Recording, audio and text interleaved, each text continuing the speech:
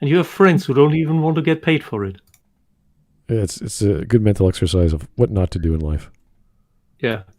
I always say even trolls provide a public service if you just know how to use them right. Okay. Good afternoon, folks. Welcome to Smudcast number 713, How Not to Write a Villain. And this is by the YouTuber by the name of MovieSketch. Now, whenever I hear or know of any YouTuber that's a movie guy, or I don't know, maybe he went to school doing theory for films. I don't know. There's always the discrepancy of, did he look at a movie and argue about the script, or did he talk in general about writing a story and saying, well, how not to write a villain in a story as opposed to how not to write a villain in a screenplay? So there's these two distinctions I want to be clear up, because if his mentality or his perspective is from the director or from the screenplay, it's going to be a lot different than how not to write any character in any story. So this is where the bias is obvious, or the perspective is obvious. I don't know if he's biased about, film is the best way to tell a story or whatever, but this is where it's going to break down immediately as far as I can think of this sort of YouTuber. So, because when you write a story with a villain, there's many ways to do it, and we could think of great films that do it well. I always bring up Princess Bride, Prince Humperdinck, The Six-Figured Man. Like, they're just depicted exactly what we need from them. We don't need to know all their backstory. We don't need to go into their family and their background issues, why they're vile. No, they're just stereotypical bad guys. They play their role and they leave, and that's all you need them for. Like Baron Harkonnen in Dune. He is a gigantic flying monstrosity who's violent, and that's his culture, and we learn about the Harkonnen through him, how crazy they are and how absolutely monstrous their entire family is. Brutal. Just they're dumb brutes. If it wasn't for the breeding program, they would have no intelligence at all. It is fascinating. Baron Harkonnen himself, he is extremely devious, but he is also blind in his arrogance, and that is what makes him lose. And because in that sense, he is dumb. He just dismisses anything about the Fremen possibly having any power in the desert. He thinks it's just a couple hundred or a couple thousand people in the desert. Couldn't ever be more when it is millions. And we learn about his weird obsession with rhyming. So he has this Shakespearean sort of soliloquies coming in and out of his scenes. We learn about... Oh, you're talking about the movie? Oh, the book. The book? He does that in the book? Yeah, he rhymes. I didn't notice that. Really? Maybe the... Oh. No, okay. I didn't notice he's rhyming in the book. Yeah, no, it's this whole Shakespearean, like, big, grandiose, we are the Harkonnen, we're amazing. And then the whole idea that in that world, the Mentats, it doesn't matter, like, they're basically servants to whoever buys them.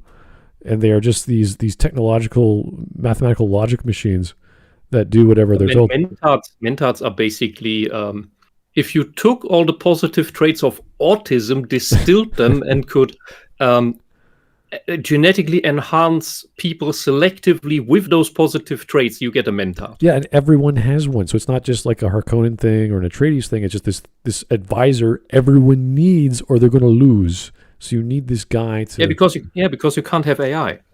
Well, that was part of the world of Dune. Everything's organic, right? There's very little... Yeah, it has to be, because of the AI uprising, which a lot of sci-fi had at the time, and still had and should have. Same with the... This is one of the things that Mass Effect did really well. Different aspects of how AI can manifest positively and negatively. We could argue the first game set the groundwork for that inspiration from 70s and 80s sci-fi that the writers were aware of, which thankfully got in there. So they had those rules of AI and what not to do, what you can't do. The same with weapons. You can't create kinetic kill vehicles. You can't do all these. You can't launch things from orbit. And it won't save us in reality, because there will always be some asshole who will break the rules and devise an AI that does not abide by any of that and will just go rogue. But there is a glossary or a codex to tell us, these things are in the background. You don't have to know about them, but we did our homework. And I'm like, thank you for doing the bare necessity of understanding science fiction and what it means to have something traveling faster than light. What does that mean? So, anyway. Yeah, but back to the actual villains here. I just wanted to bring up Harkonnen as a good villain because he has a fatal flaw. Otherwise, he is devious enough to not fall for it had he not his blind side. The villains he presents in the thumbnail here, which I from memory, I have to look it up in the crew channel. Snape. Right. Serious Snape. Snape. Severus. The guy from Megamind, Thanos. That's Megamind. The guy from Megamind is Megamind. Oh, sorry, I was thinking of the red guy with the cape, right? As he's showing that's what on we screen. have on screen, but in the thumbnail, he used Megamind himself, who is not the villain. Oh, God. Fuck me. Because That's Megamind is not a awful. villain. He's an anti-hero who's pressed into the villain role, realizing in the story that he is actually a hero, and he always wanted to be one. He just forgot because he was a little bit mistreated, and in his endeavor, because he really lives for the fight and for the presentation. He wants he wants to be adored, just like Metro Man. But he just the place was filled, so he creates an actual villain by giving the worst guy possible, the nice guy, ultimate superpowers. And that is the actual villain. What we see on screen here right now, that's the actual villain. Snape, Right. I'm honestly, I haven't watched Harry Potter, all of it, and neither have read the books. I never And felt Heath like Ledger's it. Joker. Yeah. Heath Ledger's Joker is a wonderful villain. He's just a force of chaos. Beautiful. And Thanos, he's also a good depiction of a villain because, similar to Baron Harkonnen, he has a fatal flaw, and nobody told him that, dude, you don't understand the most basic thing about ecology or economy. You're an idiot, Thanos. Your whole plan is stupid. But he has conviction. Yeah, he has conviction that he's totally in the right, and that is what makes him a villain. He has an idea, and he's fanatic about it. He believes he is good and just, and does it to save the world. And that makes him a villain. The intent doesn't matter, because Thanos' intent is good. He believes he is saving the universe. When he's just killing untold numbers, unimaginable numbers, of life, that has in the long run absolutely no effect because, well, people just grow back to their numbers that they had before, and they're still the same resources, and all he did was put a little slowing dent in it, like a giant war, and then he destroys the fucking stones. What a bloody idiot. So Thanos is a good presentation of the idiot villain. So I don't know what his problem is. I can't say anything about Snape, but his choices in the thumbnail are. I am looking forward to his arguments. Yeah, I skimmed one of him. I saw the thumbnail for one of his other videos, which covers how not to write madness using Game of Thrones and Arcane. Which, every time someone breaks up Jinx, I just want to strangle somebody.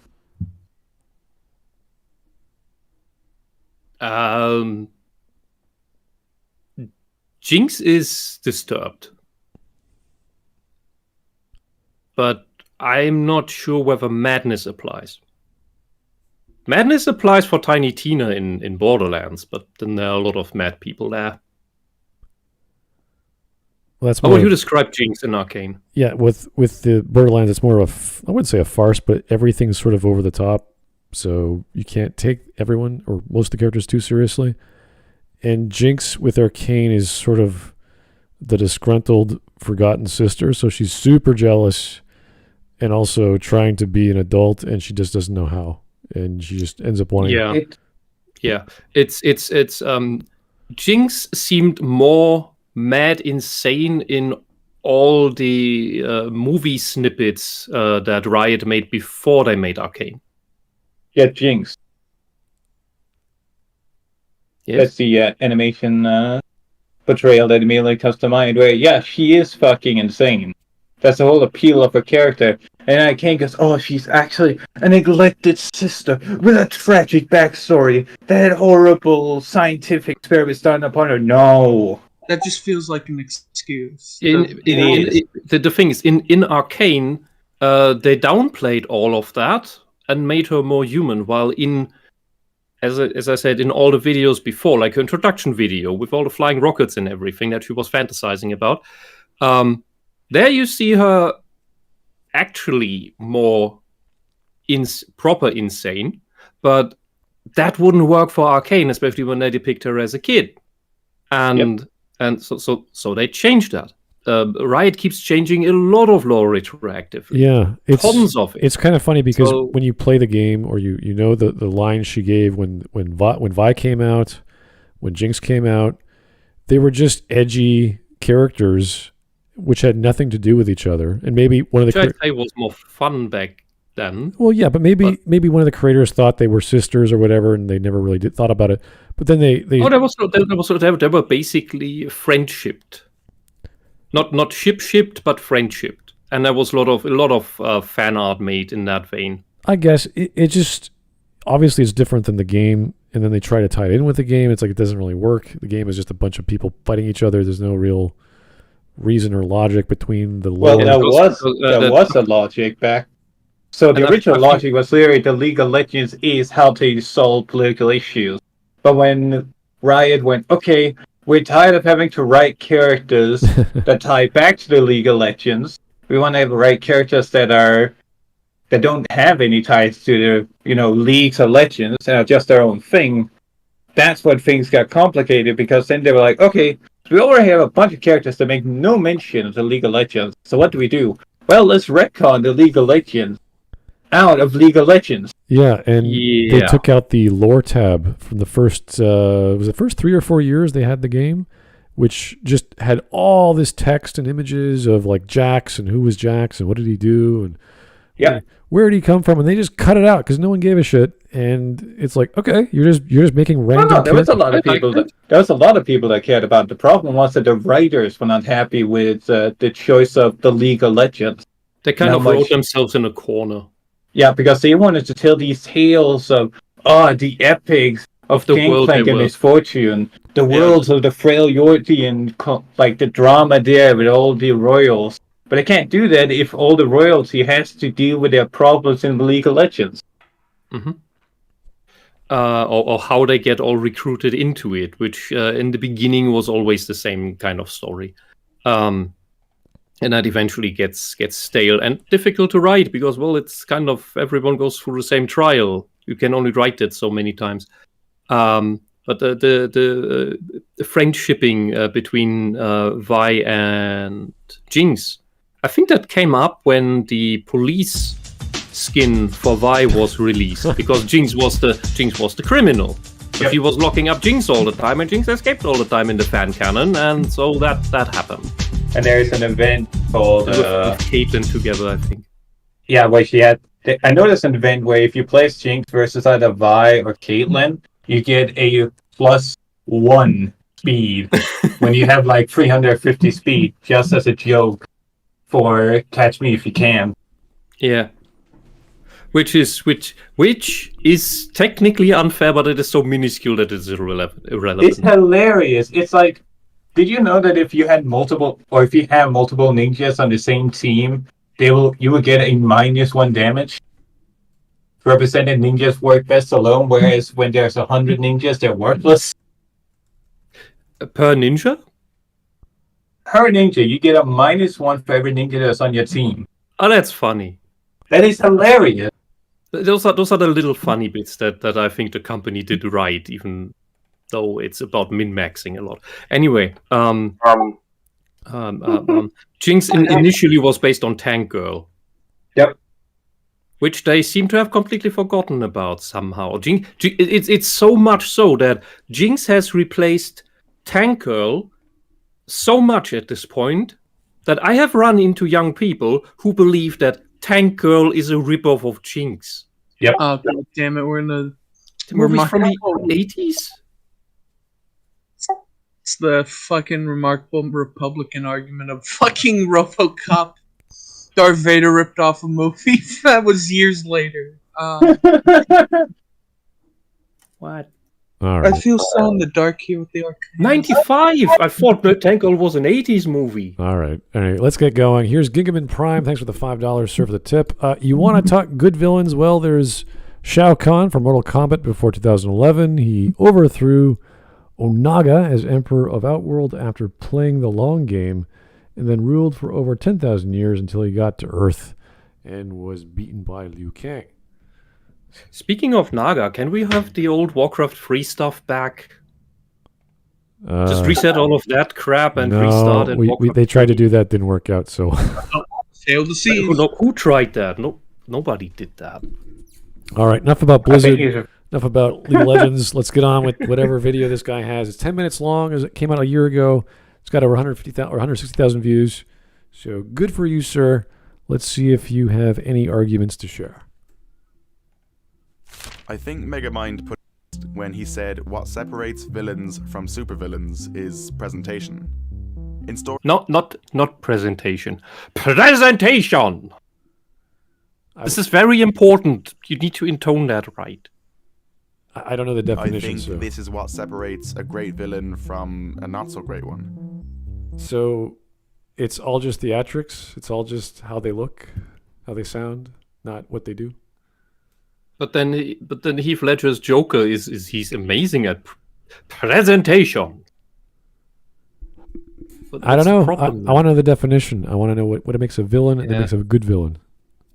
If it's just that's nothing. I can make a really stupid looking clown in Kefka, and he's an amazing villain because he looks good. Like, what? No. Some of the greatest villains in cinematic history have memorable and creative introductions. Okay, but that's not an argument. That's just they look good for the first 10 seconds. Wow, that girl's really pretty. I've never seen a girl that pretty before. And then you get to know her. Oh my God, you're a monster. Leave me alone. Is this the background music Semuta? He has them in his description. I don't know if they're copyright. It's melting my brain in a not good way. He has Too Many Steps by Tribe to Metropolis. He has Voyage by Beyond, A Moonwalk by Yexel Raz, Piano Sonata number 11 in A major. He didn't capitalize the letter A. What? Do. In a major, not in A major, in a major. He didn't major the A. He didn't know what the hell he's talking about. That's what. Val de Anahua, I don't know what that is. And Mirrors Sometimes Lie by Marco Martini, probably some kind of techno thing. Anyway, doesn't matter. He wrote them down. Good for you. We watched the third installment in the Kingsman series, and how the movie handled the... Has anyone watched the Kingsman series? There's a third one? I haven't. I have no idea. Kingsman 1 was amazing. Kingsman 2 bit confusing, but generally good. I would say okay. It was at the point that I couldn't stand Pedro Pascal anymore, as he had made a fool of himself. But still an okay movie. Where's the third? When did the third one came out? No, I watched the first one. I found that one very fun. Although even then I could feel that they had done pretty much everything they could do with the concept. Yeah. So when they announced the second one, I was like, okay, I'm going to tap out. And it looks like it was the right thing to do. I don't know. I think the second one was okay-ish.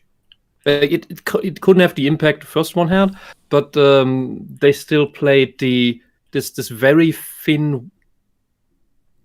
What do you call that? The high rope.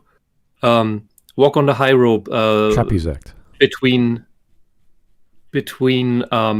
being earnest, down to earth, gritty. You mean tightrope? Deadly violence. Yeah, tightrope maybe. Yeah, Balancing act. Balancing. Yeah. And comedic, over the top 60s supervillain fun. I think they still did that okay. They went a bit too much into the latter direction in the second, but overall it's okay. You see the British in it. Genuinely frustrated me. I honestly don't intend on this becoming a critical video essay channel, and I'm not going to criticize this film in general. So instead, I'll try to explain what I think was so wrong about this introduction, and compare it to some of the greatest villain introductions of all time, to hopefully come to an understanding. So this is the premise that villain introductions make a good villain, which is stupid. Yeah. They help. Yeah, but I could present to you a bowl of ice cream, really exciting way. Like, whoa, ice cream, and you taste it, it tastes like shit. So, and that's all in a visual medium. Yeah, it's like this is silly. This is not. I'm waiting to see when he's actually going to make an argument. All right. So far, his statement and the thumbnail don't match. And don'ts of writing a powerful villain. The bad guy in The Kingsman has very few scenes throughout the movie. The first glimpse we get of him has him staring into a fireplace in the shadows, while the slightly less bad guys wait for him to turn around. I honestly don't have a problem with this because even though we can't see his face, the rest of the room are in the same position. My problem begins when he turns around. The camera slowly moves towards him. Finally, we're going to see who he is. The movie can finally get going. He's turning around and the camera moves behind him. This guy has never seen a James Bond movie. I'm not following. Because Kingsman is a play on James Bond. Yeah, but even if this was in a book. Because this is what you do with Blofeld in the first few movies. I know, but even if this is a book and there's no description of how he looks, I don't care what he looks like. It's not important to the story. Yeah, Discworld, Terry Pratchett in Discworld did a similar thing with Vetinari, the patrician, because choosing Charles Dance for him, I'm not even sure whether I think that's the correct choice in some movie adaptations. But the way he was described in the books always left me with such a blank face that in my imagination, when I read the Discworld novels and the patrician appeared, the camera was always behind him. I could never see the face of the patrician for some reason, because of how he came across. He was that faceless man with so much power that he pulled the strings in such a way that nobody really knew that it was him, but everybody knew that it was him. And even in other scenes where several people might have been present, I still could never make out Vetinari in the same fashion as it is with Blofeld or this character in this case, which I found very astonishing. I don't know if anyone else had this effect from reading Discworld, but I found it fascinating. I'm thinking it keeps the mystique of the character up. I'm thinking of Darth Vader at the end of the film series where he takes his mask off, and it doesn't really matter at that point why he wants to take his mask off. He wants to do it because he wants to do it. He wants to see his son the way he would normally look at his son. That's it. We don't what he looks like, his face, his skull. It doesn't matter. No, it absolutely matters, because the whole presence of Darth Vader is this intimidating, hulking mass. He's a powerful guy. The black then he takes his helmet off. Yeah, and then he takes his helmet off, and he's this sad, old, broken man that's just happy to see his son. It's very important what he looks like underneath. I don't think so, because to characterize Darth Vader. Obviously we know he's saved his son. He cares about his son. What he physically, his facial expression, we don't need to know because he's already in. No. It's not about facial expression. It's about that beneath that mask of unshakable death and terror is this soft, weak, fat maggot of a man. Imagine that for the entire movie he wouldn't have had the skull mask on, but you would have seen that fat man's face, that sick fat man's face. You would have never had the same effect. I don't think the mask is all about the effect. Even if the camera was right behind his skull and all you saw was the top of his skull and you saw the background or the middle of the foreground was Luke, that would have sufficed. We do not need to see his lips moving or his eyes. It was unimportant to what he did, what he represented to Luke, and why he did it. We already knew that at that point. That was just him being himself, saying, I want this moment to be with my son. I know everything's... Yeah, that's for him. That's for him. Right. For the audience, it is that and the contrast of what Vader is with the costume on and without. And with showing the villain from behind only has the same effect as Vader having the mask on. For the audience only, because the other people see him now. Well, I like to compare it to Tali in Mass Effect just because that's such a big deal to people playing that game that everyone wanted to see it. The creators saying, no, we don't want to ever show it, but at the last second, Casey's like, well, let's show it in a different way, in a cutesy way, because we wanted to see it as a gift to those who actually pursued her. You're thinking, okay, as a gift in a game, that makes sense. And then we get this 2-minute Photoshop job that is so insulting that it would have been better if we never saw her face because it was such a bad reveal. Yeah, to keep the mystique up. Funny Mystique anecdote. is better at that point because your mind builds it up so much. And it's basically the same thing with Vader taking off his mask. You imagine him as this horrible, hard thing inside, but he is the opposite. And with Vader, that reveal works because that is what the contrast is about. But with Tali, it's just a fuck up. Funny anecdote in regards to Tali. I was following a guy for a while that drew images of Tali, and one of his rules in regard to commissions is that he will never draw Tali without the mask. Huh. Stuff like that I find hysterical. It was that bad. People just refused to acknowledge that was a thing. Really? For a character whose entire appeal was the mask, the mystique. Mm-hmm. So I always think of this in terms of the script versus the screenplay. So if there's no description of what the character looks like in certain scenes, I don't need to know. The tone, the actions, the motivation is what I really need. And unless the character is highly emotional, so you expect them to be reactive, then I don't really need to know all this stuff about the villain, what they look like, whether they smoke a certain type of cigar. It doesn't matter. You don't need to characterize them that way. Mysterious. I'd say Frank Herbert in Dune, because I'm currently reading it, he does that, but only for very important lines. He glosses over most other lines and just says, leads them or ends them with this character said or he says. But there are a few key lines where he explains the exact intonation and emotion swaying in the word in this. It's just like these 5 words, like a melody.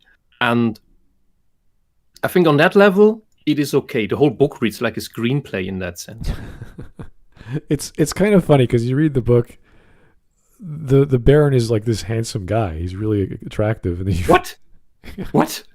Which Baron do you mean? The young one, the young Baron Harkonnen. He's this gorgeous. Oh yeah. Sting, you mean?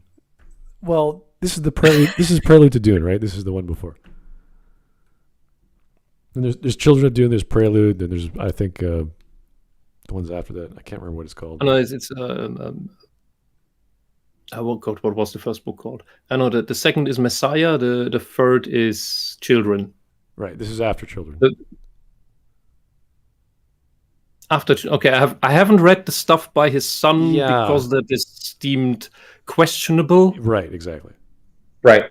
Point being, not showing his face tells you a lot about the character. You don't need to see his face to be intimidated by the character. Yeah. Especially if the underlings are super powerful but still look up to this character. Like Darth Vader looking up to Sidious.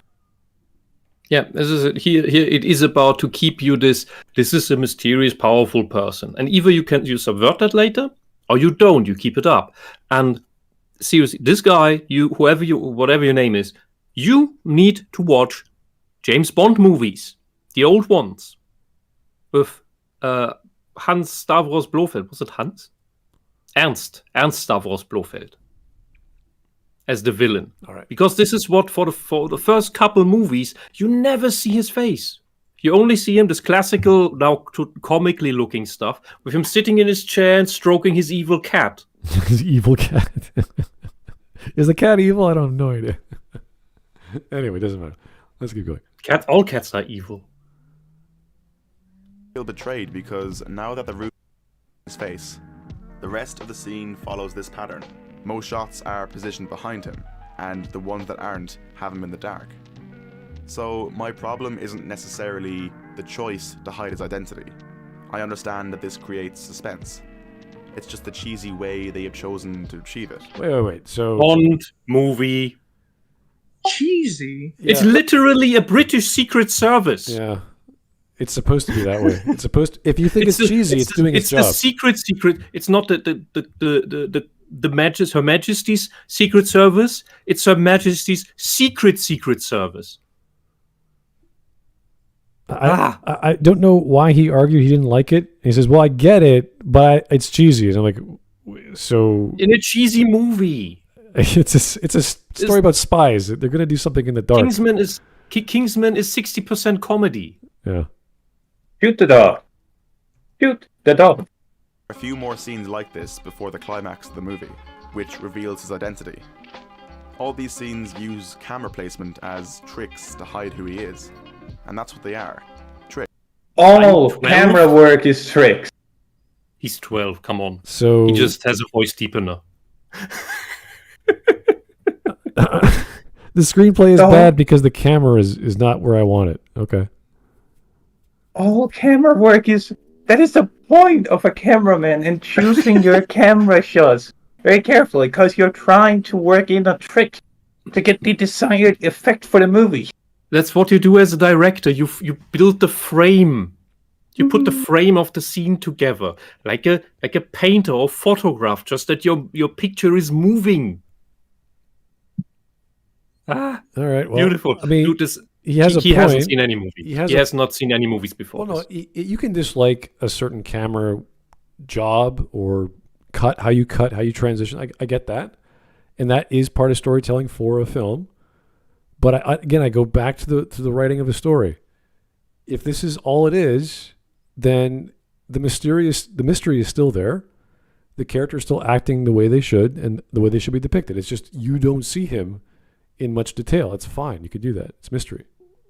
Look, and the other comedy James Bond movie series that does 95% comedy is 95% comedy. Austin Powers did the same thing with Dr. Evil in the beginning when it started in the 60s. Yeah.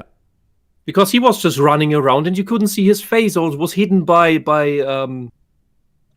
cold smoke. Yeah, it's a part of characterization the same way you have Batman running around in the background and we have the perspective of the villains or the crooks. And they're like, what was that noise? What's going on? And all of a sudden one of them gets taken away. You're like, what the? Like, that's part of what makes Batman. So you can't have the camera follow Batman around while he's doing all his stunts, because that would take away the surprise and the mystique of, like, if it's just Batman, he has all these ropes everywhere and all these hidden Look, the last Batman movie ruined that anyway by just making him comically incompetent. He just beats people up. He breaks his neck with his glider thing and slams with his head into a bridge.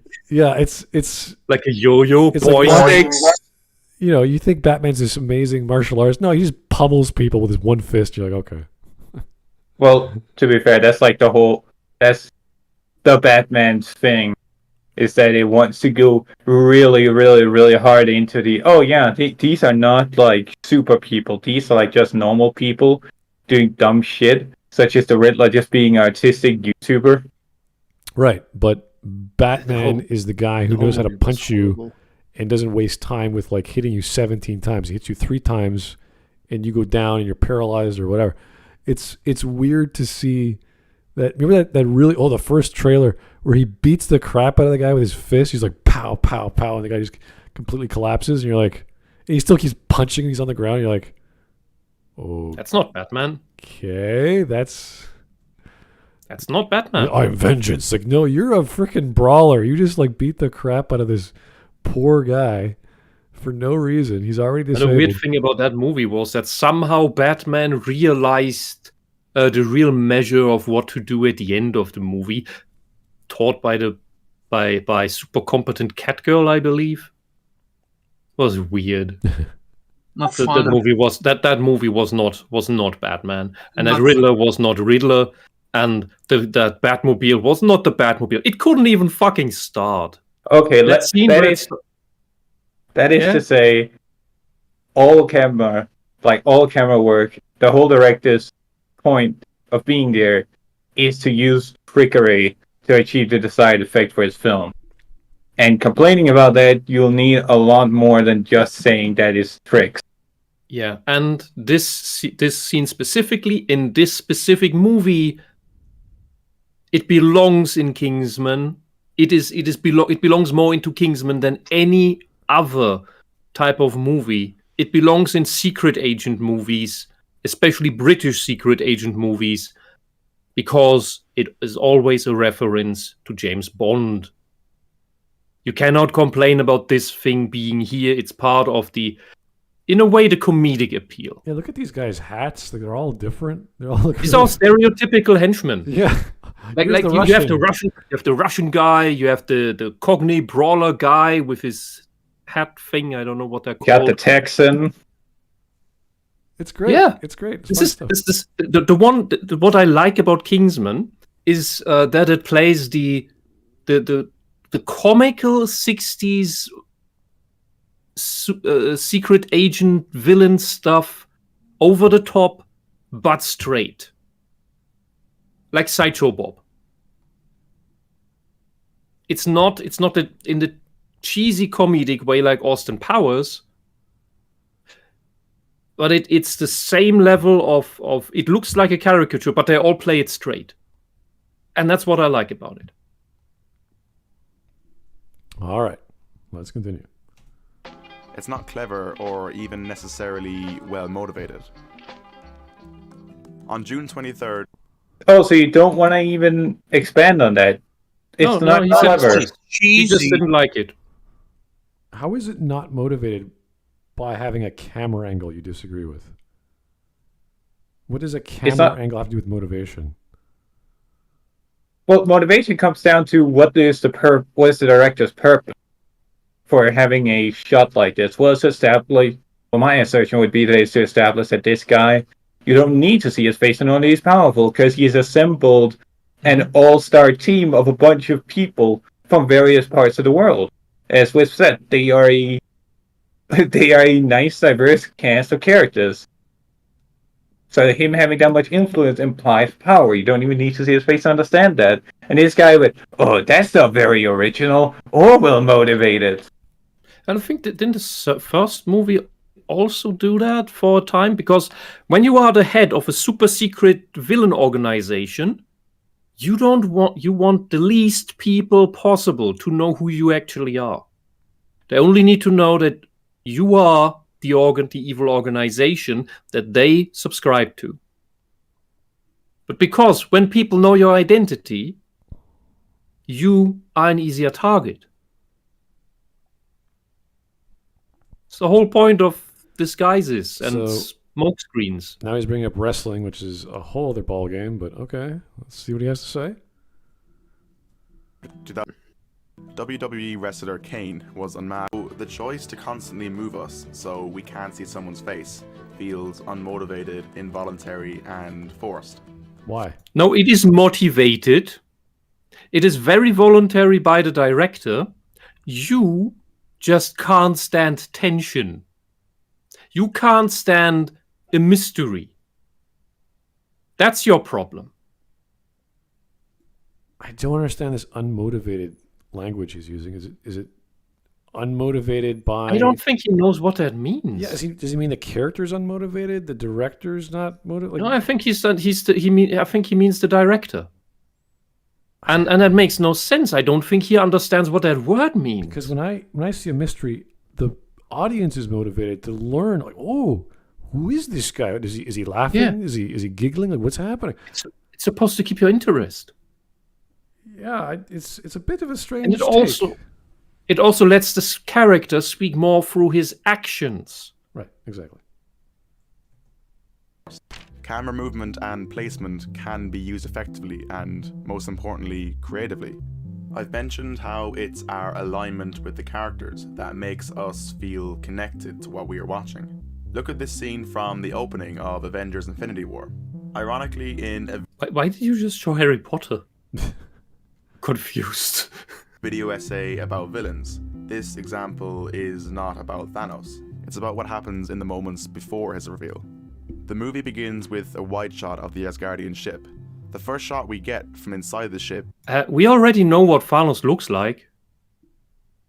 He's been in tons of teasers before, even though they changed his design. But we've seen Thanos. What are you talking about? Reveal. Also, isn't this the second movie? No, it's the first one. Okay, I'm mixing up memories. Level. The Asgardians they lie on the floor. Because of the camera placement, our perspective is the same as those who have been defeated. Infinity War is a movie about our heroes losing, and about evil prevailing over good. The audience is on the side of good, so therefore we share the defeat. So the camera placement can play a part. I don't share... I've heard a lot of weird lefties who were on the side of Thanos because they're all for reducing world population. Just the with other the same day, stupid understanding as Thanos. just the other day with I was watching people analyze Movie Bob's takes on The Last Jedi. And their point in regards to Thanos was that whether we agree with Thanos or not, he is very much portrayed as the hero, as he has the hero's journey during that movie, and all the Avengers are the opposing forces preventing him from achieving his goals. Oh my god. Well, there's nothing wrong. You can make that argument for him. He does have more character than some of the other characters we see in that movie. There's nothing wrong with the villain having their own arc. That's totally fine. Yeah, but he's does this anti-hero work for Thanos? Or is this is one of these terms I have trouble remembering. Well, I wouldn't call him an anti-hero just because he's the villain. That's kind of different. But he believes himself to be a hero. Well, yeah, but that's all the villains. They think they're more important than what's happening. Therefore, they're right. They're doing everything that should be happening, even if they're killing people or whatever. So the idea that the camera angle is at knee level, that we're seeing the perspective of those who have been killed, is stupid. That's not... I don't feel like I've been killed. Like, I don't know what he's talking about. The camera is not always a person looking into the room that is the audience. Otherwise, that would mean that in all these heart-to-heart moments, there would be an awkward third person standing around. Well, that means if you are this omniscient viewer, which is what third-person omniscient view is, that means I'm a godlike being that can see into any crevice, and now I'm also the dead people on the floor because I'm at your knee level. Yeah, but maybe that's why he despises the idea of not being able to see the face of the villain in Kingsman. Yeah, but that's like complaining that, oh, it's a murder mystery. I want to know who did it. The first page is like, no, it's stupid. The whole point of this scene is, from what I'm not seeing Infinity War, mind you, but from just looking at how the camera is placed, it is showing you that somebody messed these guys up. And so when you see the shot of Thanos, whether you've seen the teasers or not, you know that this guy is not to be messed with. Yeah. And his real introduction is when he beats up Hulk. Yeah. Because you don't beat up Hulk. Hulk beats up you. It's a major shift in the power dynamic. Hulk is not afraid. And this is the guy who makes Hulk afraid. So that's how his threat level is introduced, by overpowering the most powerful guy. That's what's important. This whole stuff here, this is child's play. It's important. It's good. It's done right, but in the end, it's child's play for introducing Thanos in proper. It just needs to align with the theme of the movie. Quick word about Thanos. To have your villain kill a previous villain without breaking a sweat is an excellent way of emphasizing how serious a threat he is to the Avengers. Yeah, but the Hulk thing is more impressive.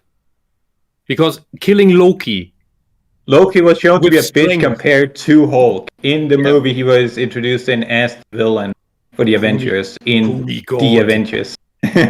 Cooney God. Because Loki is not a character of strength; he's a character of wit. And if you put your giant hand around the neck of the guy who has no strength but only wit, and therefore also keep him from talking. This is not an achievement. Anyone could beat up Loki, aside from his sneaky rogue fighting stuff, but Thanos doesn't care about that. Neither does Hulk, neither does Thor. But he gets a free stab on Thor and still can't finish him off. Yeah. Thanos doesn't give a shit about an axe forged in his star with the power of Mjolnir shoved into his shoulder. It can't even chop his arm off. Well, yeah, okay, he wouldn't be scared about Loki's petty knives. The relevant thing is you can take this as a stepping stone, and to then step up to Hulk, that works. Yeah. So you have this. You could say in this intro you have 3 steps. You have the aftermath of the battle. And then you have the brothers, Thor and Loki, in chains with Loki beaten up, and then you get the Hulk scene. All right, here is Say D Inward. Thank you, sir, for the one. The idea of the Earth running out of natural resources is part of Malthusianism. Malthusianism. Okay, I did not know that. Thing is, it's been proven to be incorrect decades ago. Leftists and Democrats believe in science. Okay. They don't. Those horrible MAGA Republicans who engage in science denial. I'm not sure where all this went or came from. No. It's to do with the Thanos. It's to do with the Thanos plot. Oh, don't worry. Because Thanos believes that the resources in the universe are finite, so I need to halve the population. Don't worry about that. It's fine. It's okay. It's dumb. And yet we do not live in a petri dish. We live in a not entirely enclosed system that still gets energy from the outside, namely the sun and some other cosmic nonsense. All right. Sometimes cinematography can be used to conceal someone's identity. In The Departed, we are introduced to Frank Costello through various scenes which include him as a shadowed figure. There's something so much more credible about using lighting to create a silhouette of a mysterious figure than quite literally moving the camera so we can't see who the person is. But it's still a silhouette whether you move the camera. Why are you arguing this? It is the same technique. Whether it's a cut or whether it's a dolly shot, it's the same thing. It feels like he's just arguing he's arguing semantics at that point about the way he prefers to have the villain's identity obscured. He's not really making a point. He likes this. I think he just wants to see people's faces, and he can't take tension. Well, I think he just likes this movie better because it uses the camera he likes more than the previous one. I wonder what he thinks of tension horror movies. Again, if he likes The Departed, good for him. Yeah. Everything I've heard about The Departed is really good stuff. But everything I'm hearing argument-wise is that I like this camera version better. Good for you. That is not an argument in regards to villains, and if this is all you have going for you, you shouldn't have bothered making this video. Yeah, but I want to know at this point what he would think of watching a movie like Sphere. Well, if the whole idea is pure tension horror, if everything you don't ever see the actual horror. Yeah, but if everything's just a mystery to him, like he wants the mystery to be revealed or whatever, like what do you get out of characterizing the villain with his facial expression, or maybe he has a scar or whatever you want to do with the reveal? I think he can't stand the non-human mysticism. I don't know. Because the moment you see the character's face, the character's this looming force becomes human. But even when you do see the face, if there's nothing specifically, like, I don't know, like, I'm trying to think of like an actor who gets typecast into scary roles or something like that. Like, other than, oh, this guy looks like a meanie. Like, oh no, he's scary looking. It's like, okay, he's the villain now. Is that? Yeah, but that's you, Smart. The thing is really, if you don't see the face of the villain, for some people, that calls up in them some Lovecraftian horror. Well, that they just cannot place that person as a human being, and it remains this mythical force. Well, think of think that is what he can't stand. Think of a character we know, like a famous guy like Christopher Walken. Like everyone knows Christopher Walken's face, and he's not exactly typecasted, but he does play villainous or evil like roles in general. So it's like, okay, we could hear from his voice. It's Christopher Walken. Maybe in makeup he looks a little like, I'd be like, what does Walken look like when he has a scar? I might be curious, but I'm not like, oh no, it looks like a CGI Tom Cruise. How does that make sense? Like, I'm not, concerned. I think a better example is Hugo Weaving in V for Vendetta. Right. Yeah. Just to indulge your attention here, Christopher Walken, the reason why he works so well as a villain is because he could be wearing makeup, or he can be wearing fucking just his normal face, and he's still an intimidating guy when you give him the right lines, such as, well, I'm robbing you. I don't care, but I got a gun. Yeah, Too bad. The idea behind V for Vendetta was it's part of the story that it doesn't matter what I look like. It doesn't matter who we are. We're all fighting the government here, and he distributes those masks out to everyone to showcase that, yeah, this is bigger than me. It's not about me and my personal crusade. This is what is better for everyone else. Yes, but he would complain about not being able to see his face. Probably. All right, here's Scorsese's The Retarded. Scorsese's The Retarded. Okay.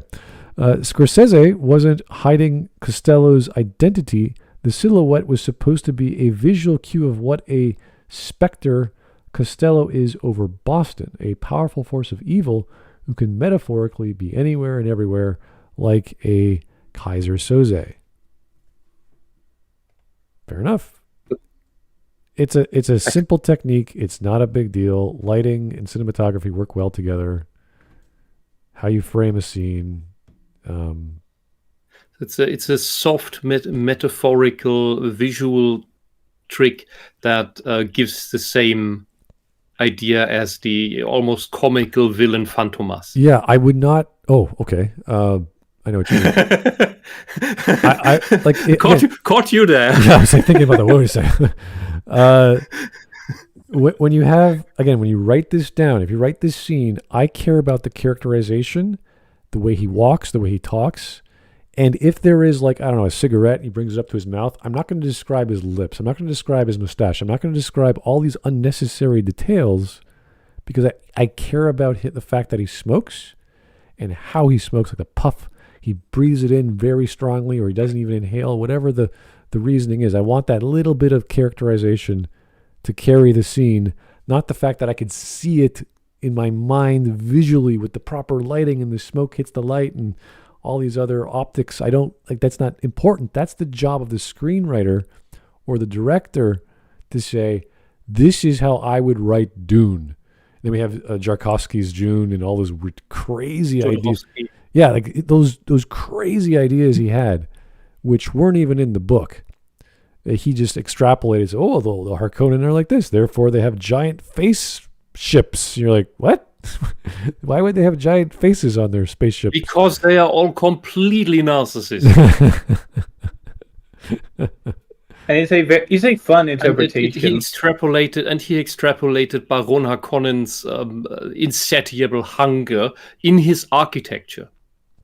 So I can see where he was coming from. The rest, he extrapolated the universe by all these hints of its vast history that is not explained. But Lale, you wanted to say something? Oh, it was just this feels like he watched Kingsman, didn't like the villain, and then made this video as a coping mechanism. Yeah, I still say you should watch James Bond. Sure, but this feels like you know where it comes from. Yeah, we are 5 minutes into the video almost, and he still hasn't made. His main thing is the villain of Kingsman. That's the whole reason he made this video. And so far, we've had nothing about Megamind. We have nothing about Joker. We had nothing about Snape. I think he's. I doubt he's bringing that up in the next 5 minutes because that's a lot of things to cover at once. I think he's the type of person who magically believes that we know what he means by that without explaining it. He expects us to read his mind because he hasn't understood that that's not actually how communication works. Or especially explaining anything. I don't know how people like that could teach anyone anything, for example, because maybe that's the bad teachers who expect the kids to know everything they know somehow. But I think so far he seems to believe that Megamind, who was all about presentation, is the villain of Megamind, which he wasn't. And he did that wonderful presentation moment because he understood that that's important, especially in this wacky world he lived in. While Titan was just brute force bullshit. But the big thing was he was trying to bait him. Like, that was the whole point of the presentation, was to get him away from his girl and have him chase him away from her. So the whole presentation and essentially dabbing on him was part of the whole plan, and it worked wonderfully well. Yeah, because Titan is the big contrast to that. He doesn't care because he can't even comprehend the concept. He is so bloody dumb. All right, we're at 5 minutes. Here, keep going. They say and does use lighting to conceal the villain's identity. So what's the difference? What interests me is the motivation behind choosing to do it. What? You're saying the motivation of the director? Okay, let's see how he mind reads the director without knowing James Bond. It's gonna be fun. Of The Departed is betrayal. Pretty much every character experiences betrayal at some point. The audience and every character in this movie are vulnerable to this betrayal. So, therefore, when a betrayal happens, it fits in with the theme of the movie. I genuinely can't see any other motivation for the King's Man to commit this betrayal other than shock factor. Betrayal? Of course, we very quickly Shock see factor? what Frank Costello looks like, But but that sense of mystery has been established. oh, I get it. He's referencing the betrayal of you wanting to see his face, and him not showing his face is a betrayal of the audience. What?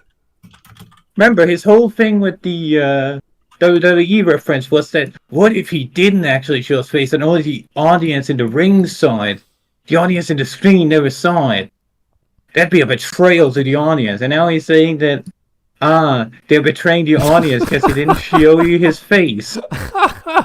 The theme of the story is betrayal, therefore it's okay because you're betraying the audience's desire to see someone's face with these camera angles. What? And yes, Tyler Preston, Inspector Gadget did the same thing with Dr. Claw because of Ernst Stavro Blofeld. That was the whole inspiration. I don't know if anything before James Bond even did that. The James Bond movies are the inventor of the hiding the villain. This is so silly. If this is what he thinks, as I can tell, because I still don't understand if that's exactly what he thinks. But that interpretation is using the word betrayal, which also happens to be a theme. I feel betrayed because I'm not getting what I want. You're like, okay, child, you are a child. Child. If it was a romance love comedy, I feel love and romance comedy to the camera angle. Therefore, it's a good film. Like, oh, what? You like the funny camera? Like what? It shakes when it makes you laugh. Is that? Whisp really went and said, the risk of me seeing a child's opinion on the internet really is a war crime. It is. All right. Well, we are not in the Wild West internet anymore. It is far too easy for random idiots to get onto the internet. We should not let children onto the internet. This is. Oh, let's just keep going. There's nothing to say anymore. Effectively. The audience can work in the opposite way. They can work to fool us into thinking somebody is evil. For example, in Harry Potter, the first shot we get of Snape antagonizes him immediately. Harry glances over to Snape and they lock eyes. Antagonism does not mean evil. What is he talking about? Let him cook. The camera goes in closer to Snape and ominous music builds. We cut back to Harry who gets a pain from his scar. This is misleading because, obviously, in the Deathly Hallows, we discover who Snape truly is. He is not the awful man that he was antagonized to be his whole life. A bit of a weirdo, yeah, but not evil. Almost like he was rewritten at the last second into completely rewriting everything that had been set up previously. Like it wasn't planned from the beginning. Because that shit wasn't planned from the beginning. So, if this was misleading, why is it okay? Why is the story allowed What does to this trick have us to like do this? with the other I thing? think it's because our protagonist, Harry, is misled too. In fact, only Dumbledore truly knows that Snape is trustworthy. If this scene played out with a cut to Snape, with the same camera movement and music, and Harry wasn't even looking in his direction, then yes, we would have a right to feel cheated. We would be alone in thinking Snape was evil, and it would feel cheap. No, it No. wouldn't. That would be a different method of building tension. So, what's the guy's face that made Psycho? Hitchcock, thank you, Mike. Hitchcock had the theory of the bomb under the table. If a bomb just goes off whilst characters are sitting at a table, they're shocked for like 3 seconds. And then the story goes on. But if you show the audience that there is a bomb under the table, that two characters that you care about are talking under, the audience is going to feel inherent tension because they're going to want to scream, get out, the bomb is going to go off in 5 minutes. So when the bomb does go off and they don't get away, you feel that tension come to a close. You feel the satisfaction of knowing that there is a shown event that's going to happen. You know it's happening. The characters have no right to know that it's going to happen. And when it happens, you understand why it happened. That scene in the literal sense of the metaphor was played out in where it works a bit different because you want the bomb to go off. Is in the Stauffenberg movie about an assassination attempt on Hitler, where the attempt is in placing a bomb under the table at his place at the Wolfschanze with all his staff, and the guy delivering the bomb possibly sacrificing himself. But then he doesn't, and everything doesn't really work, and it's a really tense movie. Whether you know the history or not, it is a tense scene for exactly the reason, but that you want the bomb to go off because, well, it's kill Hitler. But the real point here, I think, the takeaway there should be here, is that the reason why the movie does it like this is to show the incoming antagonism between Harry and Snape, but also give the viewer a chance to go, okay, this can be Snape or it can be his advisor, because we know at this point that the scar hurts when one of the, I think it's the Death Eaters? Don't ask me. I think it's the Death Eaters show up and are related to an event, because it usually only hurts when Voldemort and his gang are up to no good around the neighborhood. You So- could also say, interpret this as simply the protagonist and another character getting off on the wrong foot. Exactly. So if he did not lock eyes with Snape, that would just mean that we know Snape has his eyes on him, but Harry doesn't, which is going to make it a much more... that's going to separate us from what Harry knows. Mm-hmm. And depending on where the movie then goes, that will have a different effect. As I said, Hitchcock's theory was not the only way to do film. That's just how he liked stuff. Yeah, if you elevate the audience's knowledge above the protagonist, you should have good reason for it. Because if, as the audience, you know too much, it becomes boring. Then you It's just our read to alignment expect with Harry things. as the protagonist that makes this acceptable. It's also worth mentioning that the reason Harry gets a pain in his scar is that he's quite literally facing Voldemort. I was so Said correct. earlier, the slightly less bad guys in these Kingsman scenes know exactly what the villain looks like. It's like the opposite of dramatic irony. Dramatic irony is when the audience knows more than the people they are watching. For example, we know that Heisenberg is Walter in Breaking Bad, as we watch Hank destroy himself to try find him. This is fun. It makes us feel special. What? A huge No. part of the fun of Spider-Man is us knowing that No, it doesn't make me feel special watching that. What the fuck is wrong with you? Wouldn't the word be Walter White not is the- special? Yeah, Walter White is the effectively the protagonist of the story. He's what the story is about. So yes, we follow him. That's why we know his secret identity. It's like following Batman. It doesn't make you feel special for knowing it. What? What? I don't understand how his mind works. is Peter. It forms a connection between us and those in the know. The same goes for Bruce Wayne and Batman.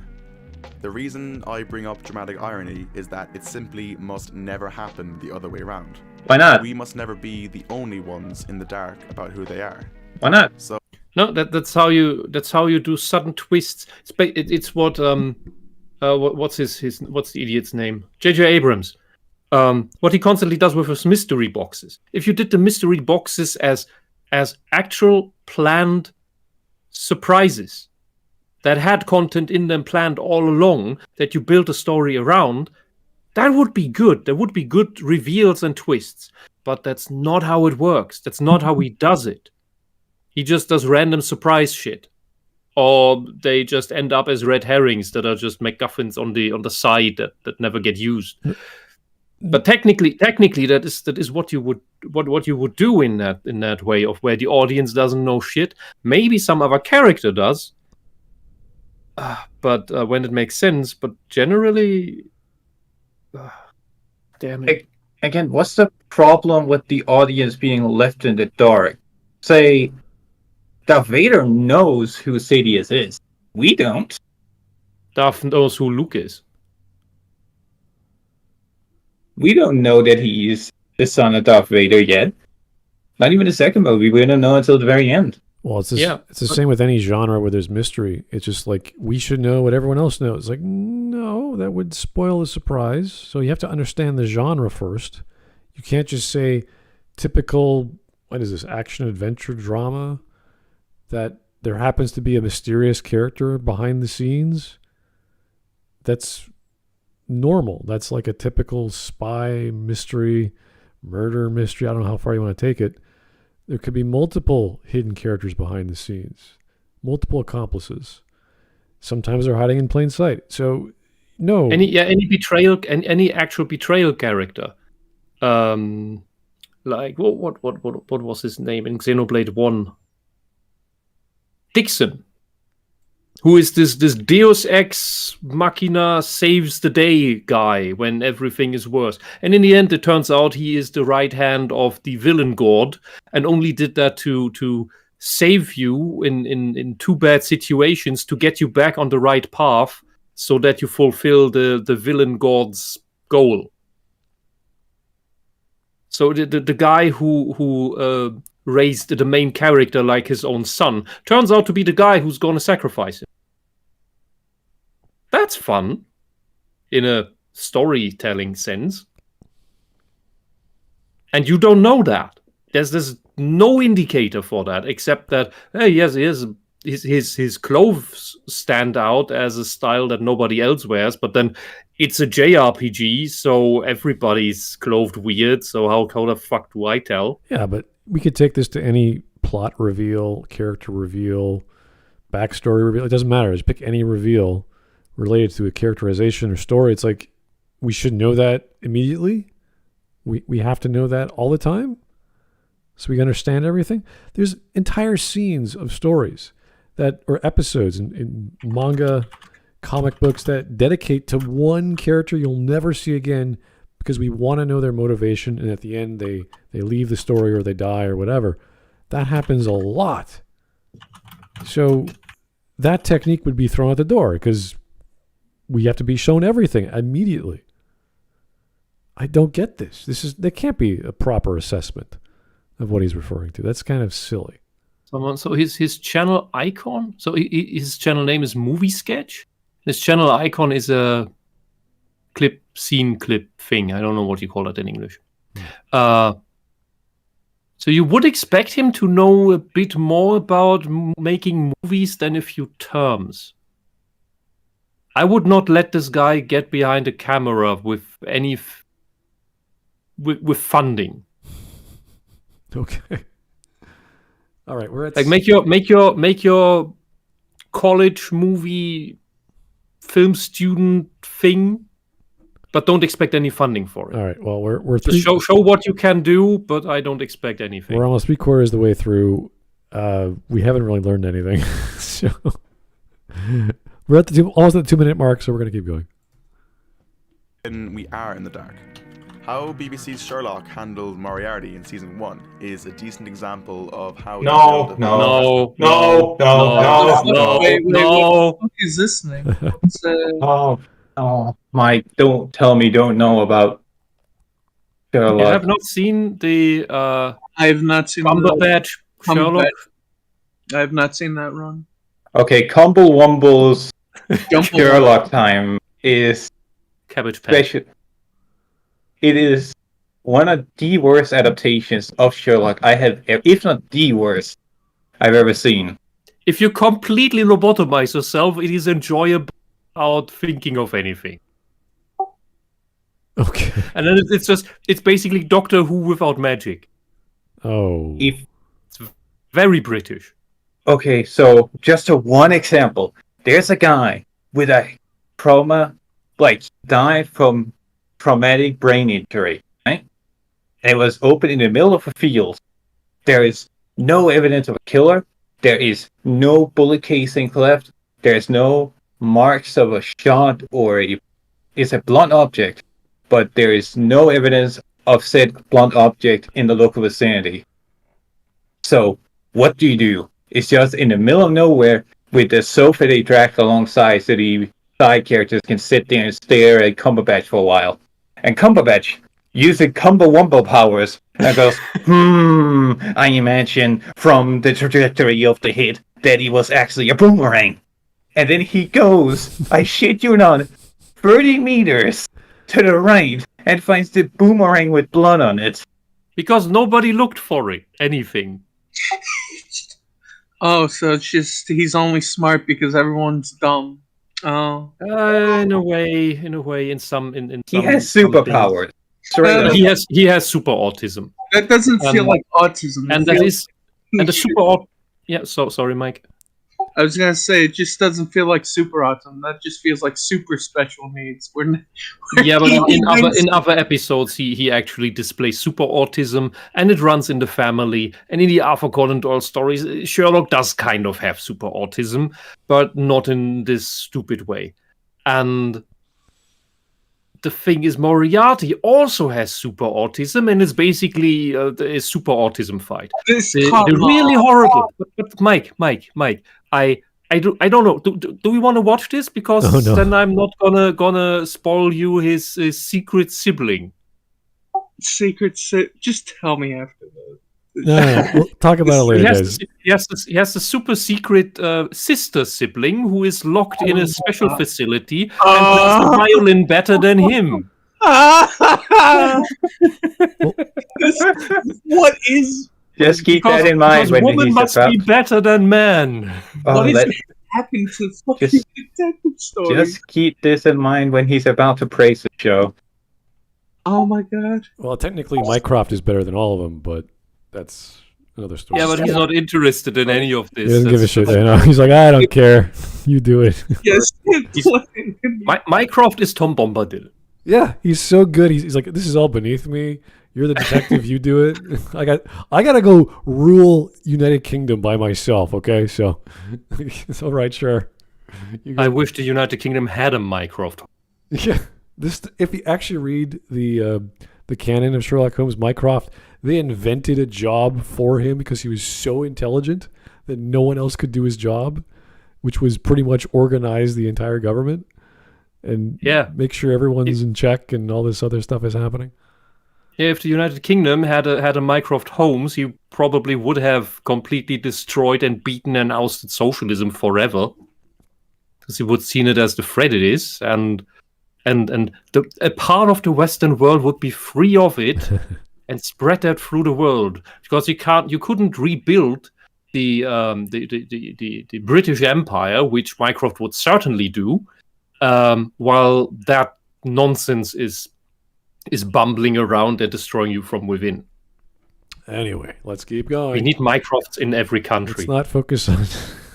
Keep moving. Please.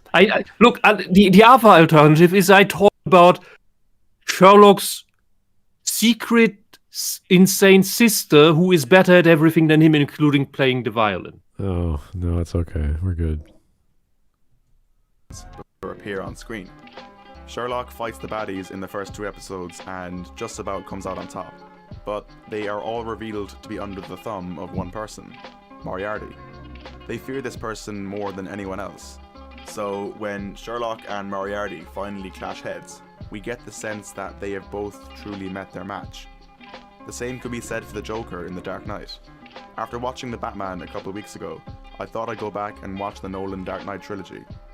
The introduction of the Joker and The Dark Knight in general has been covered to death by the video essay community, so I want to use just one word to explain why villains like these have such great introductions, and that word is anticipation. To have your audience anticipate your villain's presence is such a powerful tool in storytelling.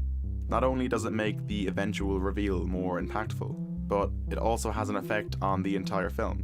If your audience anticipates the presence of a villain, then that presence will be felt in every other scene that they are not. Yep, that's the exact thing about the Kingsman shadowy figure. Because since you don't know what he looks like, he could be anywhere.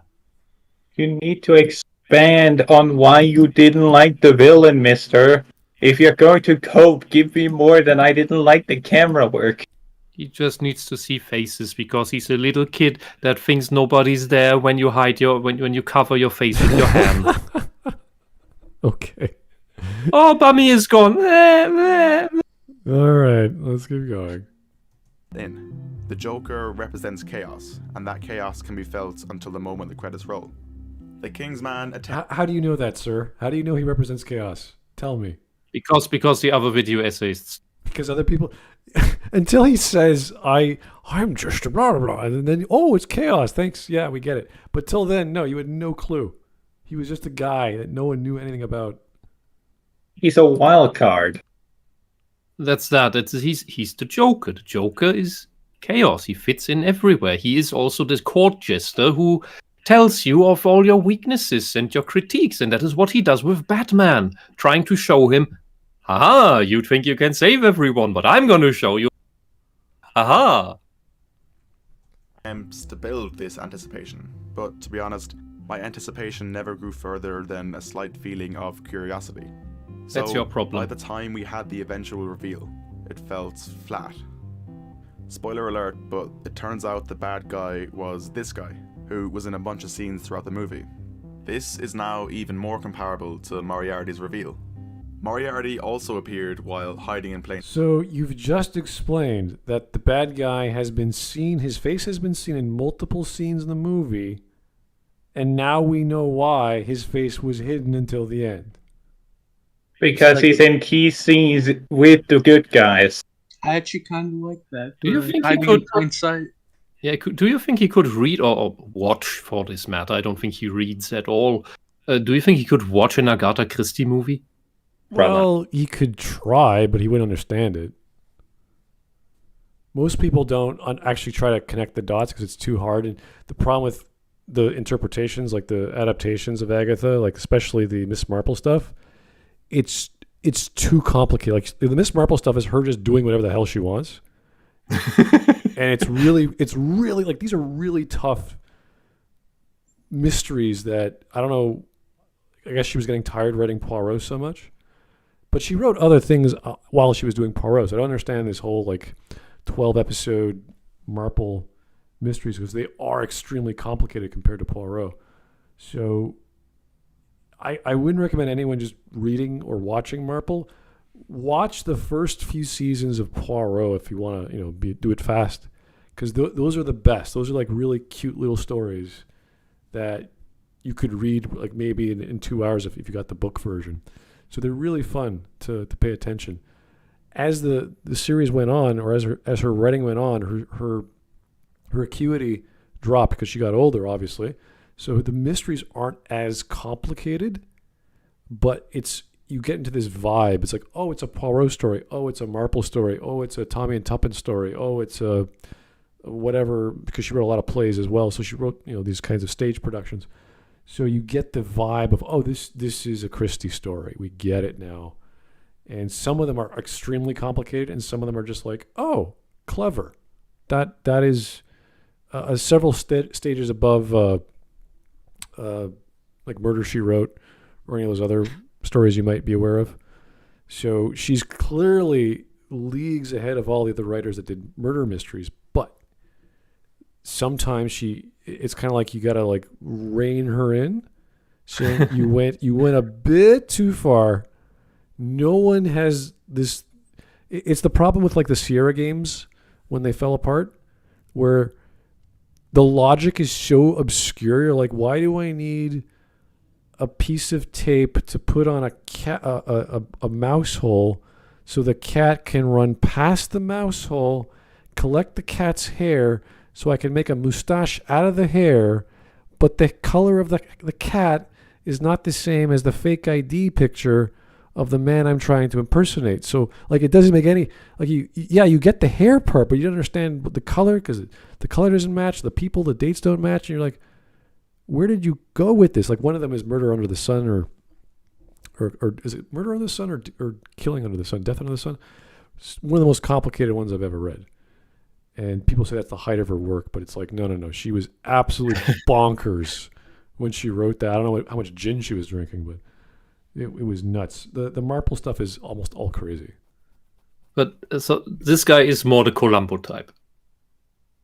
Well, hey, Columbo is also really good, but I think Columbo would be too... But Columbo works by telling you everything from the start. Yeah. And then you follow Columbo on figuring it out. That's the... Yeah. Well, no. It's a reverse mystery. So all the secrets have been figured out, and the joy... What she just said. Yeah, but the joy is Columbo doing the little Columbo things.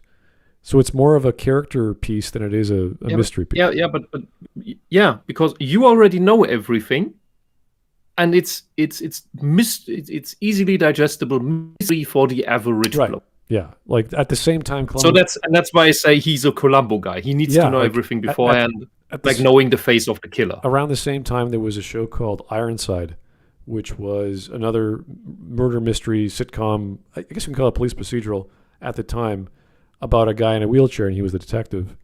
And that was a classical mystery from America that you could watch and guess who did what. But then Columbo came on, and it's like, oh, this is different, because people weren't expecting the bumbling American detectives. They think American excellence, everyone's smart, and they could solve crime, and they're gumshoes, and blah, blah, blah. So it's a charming element to Columbo, as opposed to the traditional classic, not Elizabethan, but the golden age of detective fiction, where you have the Christies and Edgar Allan Poes and all these other classic approaches to the quirky, weird, very eccentric detective who no one could possibly understand the world except for he can. And he kind of reveals this magical world that no one was seeing till right at the end. So there's a lot of theatrics in Poirot and Marple, especially Marple, because Marple can she's a ventriloquist, so she can make people think someone else is talking to them, so she can get clues that way. Plus, she uses this weird mentality of, well, I'm in a little town, and my town's seen everything, and everyone knows each other, and we know who's sleeping with who, and da-da-da-da. So she's seen the world, and she knows how people operate. Okay, whatever. Oh, and for those who like Columbo, I don't know if there are English subtitles for it. Yep. If not, get back to me.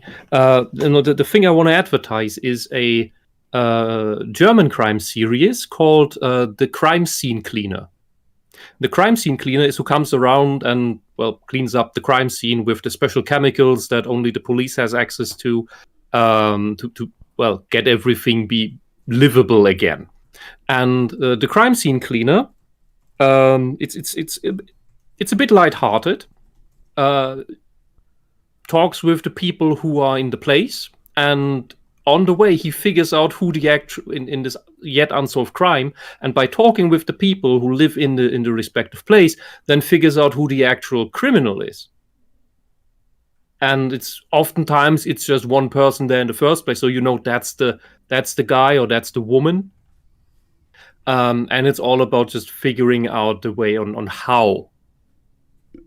It's kind of like that. It's a fun watch if you are into that stuff. If there are somebody check it out and let me know if it has subtitles. If it doesn't, we'll find a solution. It has closed captioning because I remember watching it with my grandparents. And at the time, it depends on what network it broadcasted, because closed captioning was a new thing at the time. So I'm sure nowadays they have a box set, which they've done and internationally put in the subtitles. I don't know. German productions, they dub everything into German, but they don't necessarily add English subtitles to their own productions. There are 2 different websites I found that has subtitles for every season. Awesome. Go watch the crime scene cleaner. So the subtitles are not an excuse if you're interested in this show.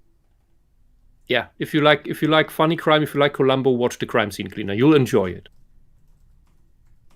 Good German comedy. Alrighty, let's keep going. Insight about this twist was that his initial scene was far more memorable than those in The King's Man. When he reveals himself, the reaction is something like, "Oh, that guy." Whereas in The King's Man, it's more like, "Who?" To be honest, that's because you're not paying attention. attention. Fair enough. I felt so betrayed as an audience member that when the moment finally came, my only emotion was relief. There was no Kaiser Soze moment. It was more of a, "Oh, okay." Why is that that's not a bad thing. That's not... How can you describe your reaction to being betrayed while also going, who? Like, that was the exact reaction I heard most people had to Moriarty. That was like, "Oh, that guy, he's Moriarty. He looks like a faggot." He is a faggot in the show. Yeah. Who wrote this? A woman? We'd have to look that up. Why does he want a Kaiser Soze? Like, this is silly. I know that the director of this show also, like of Sherlock Holmes at the time, also did Blink for Doctor Who. Okay, that's different. So don't believe it was a woman, although they absolutely creeped the shit out of that show. Yeah, I just don't like the idea that he's comparing 2 different films. One of them is... I think they got too high on it. One of them is a mystery of who did what and who this mystery mob boss guy is. And you are going along the path with the detective to figure out who that is. I think he just wasn't invested in Kingsman. Which is fine, but he hasn't explained that or hasn't elaborated on that. I think he didn't notice. Yeah, I think he generally can't tell whether he is invested in a movie or not. Yeah. When you're invested in a movie, you pay more attention. And that genre is completely different than a James Bond spy thriller or spy movie where everything's action adventure and there's a little bit of comedy depending on the scenes and directing. And I wish I had known there was a 3rd movie out already, because I would have watched it and I again could tell you what I think about these scenes properly in Kingsman 3. But if you want these specific scenes to work within a certain story, you have to understand what made the first one work. Why did the inspiration hit those notes? And then you have to replicate that either directly, meaning you take all the elements, or you remove the elements that aren't needed, only use what is required, and then put your own personal spin on whatever without being too corny, without being too outlandish. So if you're expecting something like Kaiser Soze in that movie, Was that set up properly? No, of course not. It's not that kind of film. So this is stupid. This is like, well, I didn't get the face reveal in Empire, like, or whatever, episode 6. It's like, were you supposed to? Was the villain also the father of the protagonist? Like, no. Actually, why have we not mentioned this yet? Death from the new Puss in Boots movie. The reveal? Yeah. That he's actually deaf? Yeah. Wouldn't that be a good example of how to do that well? Yeah. Because the whole point of the movie is that... Is Dev a villain or an antagonist? I would say it's an antagonist, but the point... He uses Megamind as a reference point, comparing to Thanos and Cerberus, who is also an antagonist, and Joker, who is an absolute psycho. So I think he counts. Yeah, he does the presentation right. Also by telling from the start that he's honest about who and what he is, but you don't believe him. Because he's also so grounded and real that he seems just completely like a physical being that just uses the presentation, basically. So that's... I think we talked about how absolutely masterfully well done that is, but yeah. It would be the right example. All right. Well, we got a minute left. Or 2 minutes. Was it a minute left? We're almost done. Okay. It's perhaps partially down to the fact that this movie is so incredibly self-indulgent. It thinks it's part of some epic franchise. It is. The truth is that it's just not. Movies like Infinity War, The Dark Knight, and even wrestling have the benefit of years and years of build-up. Wrestling? It is a... It is... What? He's a wrestling fan. What do you mean by epic franchise? The story type or how much box office it makes? Because by story type, it is epic stories. Are we talking like Kingsman is epic stories, but it's not as much of a box office hit. Yeah, but we're not talking like Epic of Gilgamesh epic. We're talking about just big film movies that have 5 like I guess There's you could big say action stories with big humanity endangering stories. Oh, okay. That is epic. I thought that is epic. That is epic stories. I thought he meant like the size of like the James Bond franchise. There's so many of them, or Harry Potter or whatever. It's a big franchise. There's so many films. That's why I asked by what does he mean with epic? Does he mean the money, how many movies there are, as you said, or the type of story? Because the type of story of Kingsman is epic. And without sky lasers. Now here's what I find funny. If you just go by the actual Avengers movies, not the other movies that are meant to fill in the gaps between the Avengers, but the actual Avengers movies, you got Avengers 2012, Age of Ultron 2015, and then Infinity War 2019.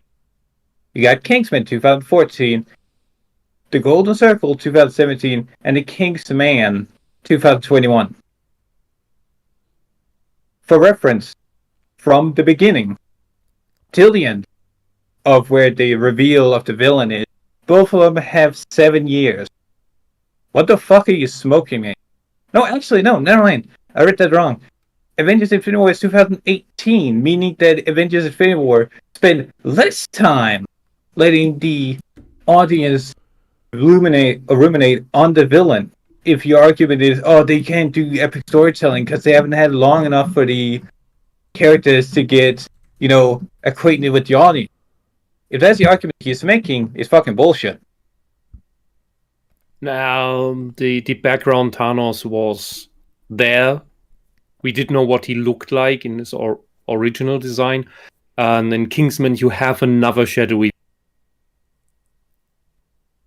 I'd even say it's ridiculous to claim that Avengers or Age of Ultron is grand storytelling, because both movies, with occasional scenes everywhere else, their main storylines take place in one fucking city. All right. Well, he can use whatever words he likes, but we're still a bit confused. Oh, by the way, even if you think the Golden Circle was it the Golden Circle? No, the second one? Yeah, even if you thought that one was weird, I would say, or weak, rather, I'd say watch it anyway because the villain plot is amazing. For contemporary times especially, that's all I'm gonna say. Okay. That kind of looks after itself. If you've seen The King's Man, I'd love to hear your thoughts. Maybe even tell me why I'm wrong. I'd love to be convinced. James Bond. I don't think we need to see it to know he's wrong and explain why he's wrong. So. We did so many times. James Bond. That's it. I find The British spy movie is this type of villain, the invisible face villain. That's all. That is all it is.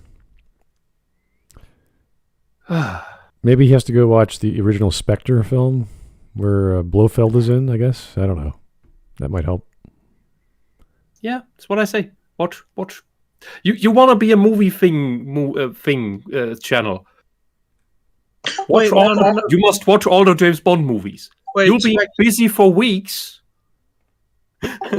Wait, Spectre's the one that shows his face too much, though. Well, the last one was it Thunderball?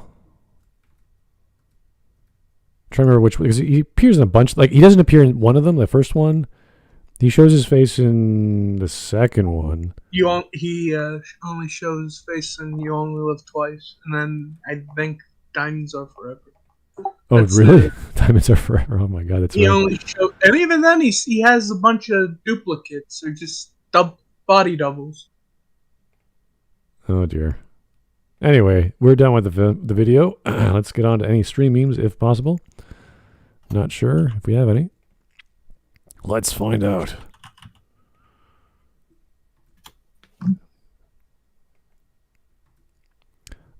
Before Shao Kahn, there was another Emperor of Outworld. Behold the Dragon King Onaga as seen in 2004's Mortal Kombat Deception. Oh my. Scaly. Interesting. Oh. Come on, that was retconned. Cat in a box. All right. Therefore evil. Okay. Behold, Umbra, pure evil. What? That's your cat. I guess that's Copper Owl's cat. All right. I think it's because you started talking about the cat and the mouse hole sample. The main villain of the next arc, watching as the protagonist celebrates his victory over the current villain. Fun. Harry Potter and the Gas Chamber of Secrets. Okay. You're a grand wizard, Harry. Okay. Broke out that funny word. I'm like, yeah.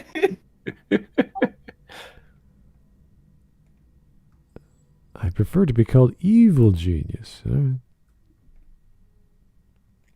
Did you know, in order to play the role of a suicidal and depressed undercover cop in the movie The Departed, Leonardo DiCaprio went 6 months without watching Morbius 2012.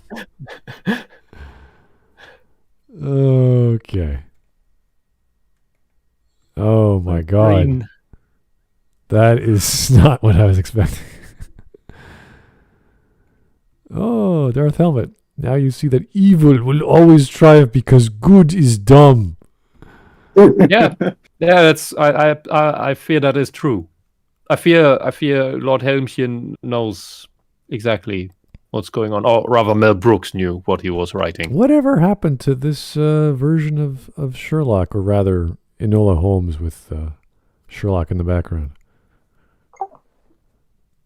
I guess it flopped. Yeah. Do we really have to know, Smud? Well, I mean... What year was this? Yeah, it was a few years ago, wasn't it?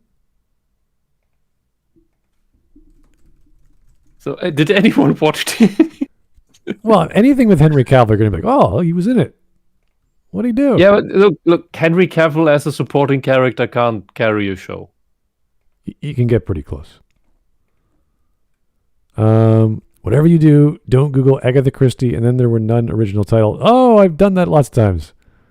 Worst mistake of and then there's none. Yeah. What was the original title? 10 Little Niggers. Yeah.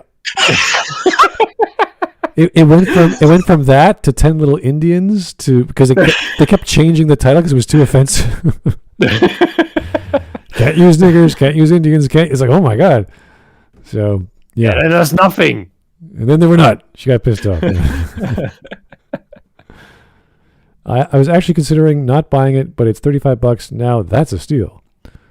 The box set? Oh wow, look at that. Nice. Did you just do that? No, probably not. That'd be hilarious. The Usual Suspects. Okay. Oh, there it is. Now I distinctly remember you saying to me that you did not eat the cheese. See, that's funny to me. That's funny because right now you are shaped like a big triangle. All right. That's pretty much every episode of Columbo that I've seen, and it's great. Just One one more more second. thing. One more thing, sir. One more question. Wait, let me read the King of the Hill Columbo meme here. Oh my So you god, mean is to tell me it's clean bone, energy efficient, and it makes the steak taste better? That's correct, Lieutenant Columbo, sir. I'm gonna switch to propane right away from here on out. All the propane for all my heating needs. Cabral is actually in the store as we speak, listening to us.